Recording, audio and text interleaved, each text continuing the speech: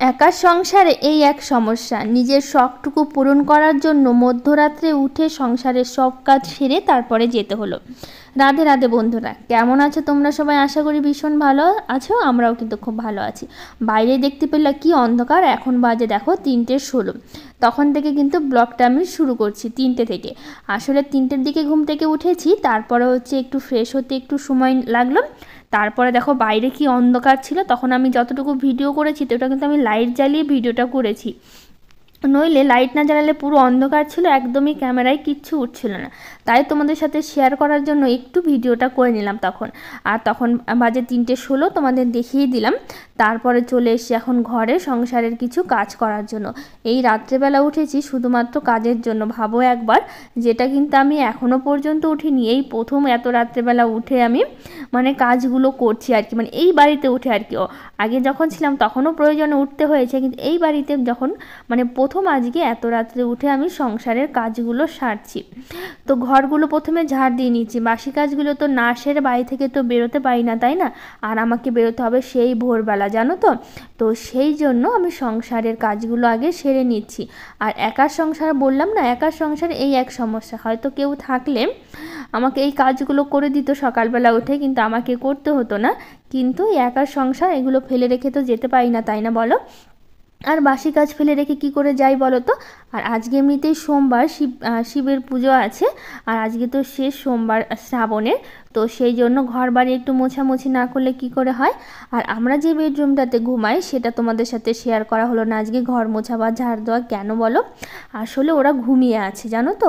বাবান ঘুমিয়ে আছে, বাবানের পাপাও ঘুমিয়ে আছে। তো সেই জন্য ওখানে লাইট জ্বালালে তো ওদের ঘুমটা নষ্ট হবে। তো ভাবলাম ওরা ঘুমিয়ে থাক, ওরা এত সকালবেলা ঘুম থেকে উঠে কি করবে, মানে এত সকালে মানে এত রাত্রেবেলা আর কি, রাতই এখন। তো এত রাতে ঘুম থেকে উঠে ওরাই বা কী করবে, তো ভাবলাম যে ওরা হচ্ছে শুয়ে থাক, আমি আমার মতো উঠে আমি সুন্দর করে কাজ করি। আর জানো তো, অ্যালার্ম দিয়ে রেখেছিলাম, নইলে এত সকালবেলা ওঠার তো অভ্যাস নাই, আবার সকাল বলছি মানে রাতে ওঠার তো অভ্যাস নেই। তো সেই জন্য অ্যালার্ম দিয়ে তারপরে উঠেছি। আর এইদিকে দেখো আমার স্নান হয়ে গেছে, ওইদিকে বাসি কাজ সেরে নিয়েছি। এখন ওরাও ঘুম থেকে উঠে গেছে। দেখো জানলা দিয়ে দেখো পুরো অন্ধকার ছিল, এখনও পর্যন্ত কিন্তু মানে বাইরে পরিষ্কার হয়নি। তারপরে বিছানাটা ঝেড়ে, বাইরে প্রচুর বৃষ্টি হচ্ছে, জানো তো। ভাবলাম হয়তো আজকে আর বেরোতে পারবো না, এত বৃষ্টি হয়েছে। আর এত সকালবেলা উঠলাম, তখন থেকেই বৃষ্টিটা হচ্ছিল। তো ভাবলাম হয়তো বৃষ্টি ছেড়ে যাবে, যেহেতু এখানে কিছু আমাদের এখানে মানে অনেক দিন ধরে না এরকম প্রচুর বৃষ্টি হচ্ছে, জানো তো। তো ভাবলাম বৃষ্টি ছেড়ে যাবে, উঠে কাজগুলো সেরে রাখি, আগে গুছিয়ে রাখি। তো এইদিকে এই অবস্থা, প্রচুর বৃষ্টি হচ্ছে কিন্তু আর বেরোতে পারছি না, জানো তো। তো ভাবলাম যখন বেরোতেই পারছি না, তো স্নান করে বাকি কাজগুলো সেরে নিই। আজকে বাড়িতে পুজো আছে, মানে শিবের পুজোটা দিচ্ছি আর কি সোমবার করে, শ্রাবণের আজকে তো শেষ সোমবার। তো ভাবলাম এইদিকে পুজোর জোগাড় সব রেডি করে রাখি, তারপরে বৃষ্টি থামলে বেরিয়ে পড়বো আর কি। তো বৃষ্টি ওইদিকে থামার নাম নিচ্ছে না, তো ভাবলাম হচ্ছে এইদিকে সবটা জোগাড় করে দিই।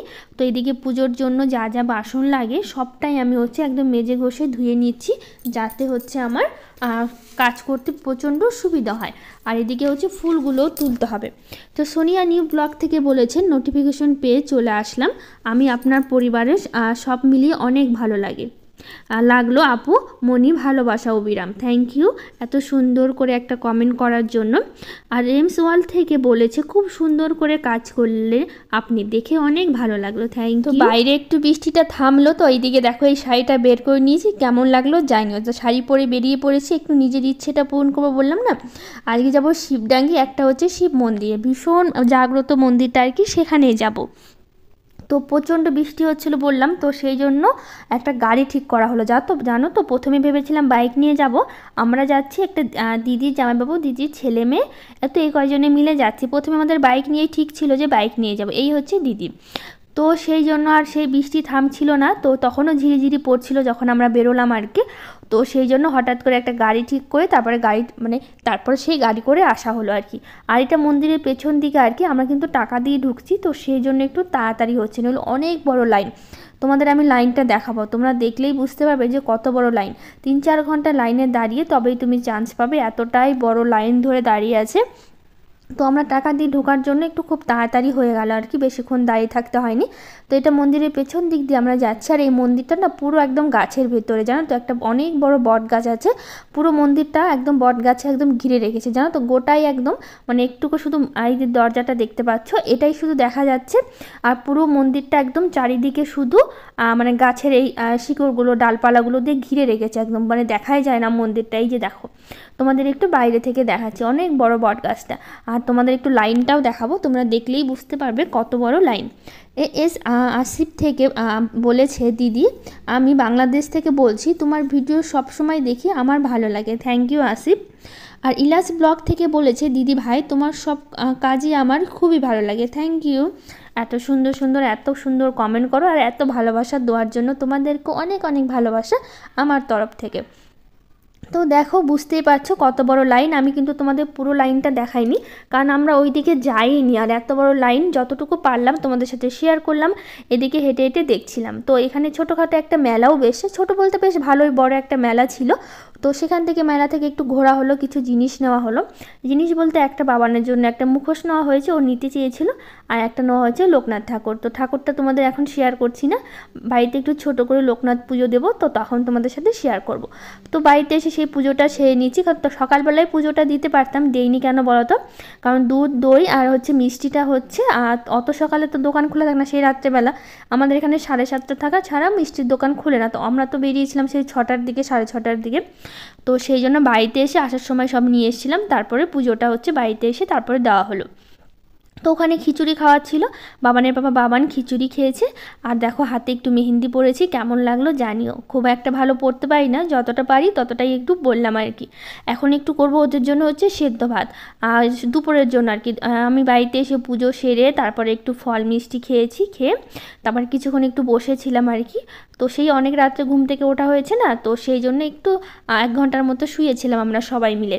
তো তারপরে উঠেই দুপুরের জন্য ওদের একটু সেদ্ধ ভাত করে দিচ্ছি। আজকে যাব মায়ের বাড়িতে, তো সেই জন্য আর সেরকম কিছু করছি না, একটু আলু কচু আর একটু ঢ্যাঁড়স সেদ্ধ দিয়ে ওদের একটু দুপুরে সেদ্ধ ভাত করে দিচ্ছি। আর আসলে কি বলো তো, মায়ের বাড়িতে যাব একটু বিকেলবেলা দরকার, তো ওখান থেকে রাত্রেবেলা খেয়ে আসা হবে আর কি, মানে আমার তো হবে না, ওদের দুজনের হয়ে যাবে আর কি। তো সেই জন্য ভাবলাম এখন একটু সেদ্ধ ভাত করে দিই, ওরা ঘি দিয়ে খেয়ে নেবে। আর মায়ের বাড়িতে তো যাচ্ছি, তখন ওরা ওখানে রাতের খাবারটা ওখানে খেয়ে নেবে। একটু দরকারে মায়ের বাড়িতে যাব, তারপর বিকেলের দিকে গিয়েছিলাম আর কি। তো দেখো এসে মায়ের বাড়িতে এসেই আমি কুমড়ো শাক কাটছি। এত সুন্দর শাকগুলো না, দেখে দেখো ডগাগুলো দেখো এত মোটা মোটা, আর এত সুন্দর ফ্রেশ একদম কচি শাকগুলো না, দেখেই মন ভরে যায়। তো এসেই প্রথমে আমি কি করি বলো তো, মায়ের বাড়িতে এসে আগেই মানে ঢুকেই আমি একদম বসিনি, কাঁচি নিয়ে চলে এসেছি কুমড়ো শাকগুলো কাটার জন্য। একটা ব্যাগও নিয়ে এসছে বাড়ি থেকে, শাকগুলো নিয়ে যাব। আর এত সুন্দর শাকগুলো না, দেখেই মন ভরে যায়, জানো তো। তো অনেকগুলো কেটে নিয়েছি দেখো, আর এগুলো না ভেঙে ভেঙে ব্যাগে ঢোকাতে হচ্ছে। এত মায়া লাগছিল, মনে হচ্ছিলো যেরকম লম্বা লম্বা ছিল সেভাবেই নিয়ে যায়, কিন্তু কি করবো আর, না ভাঙলে ব্যাগে ঢোকানো যাচ্ছে না। তো বাবা ঠাকুমা এদিকে ব্যাগটা ধরছে আর আমি হচ্ছে ঢোকাচ্ছি। তো যাই হোক, আজকের ব্লগটা এখানেই শেষ করব, আর বড় করব না। কেমন লাগলো জানিও, যদি ভালো লেগে থাকে একটা লাইক শেয়ার কমেন্ট করে দিও, আর আমার চ্যানেলটাকে সাবস্ক্রাইব করে দিও। আজকের মতো টাটা, দেখা হবে পরের ব্লগে।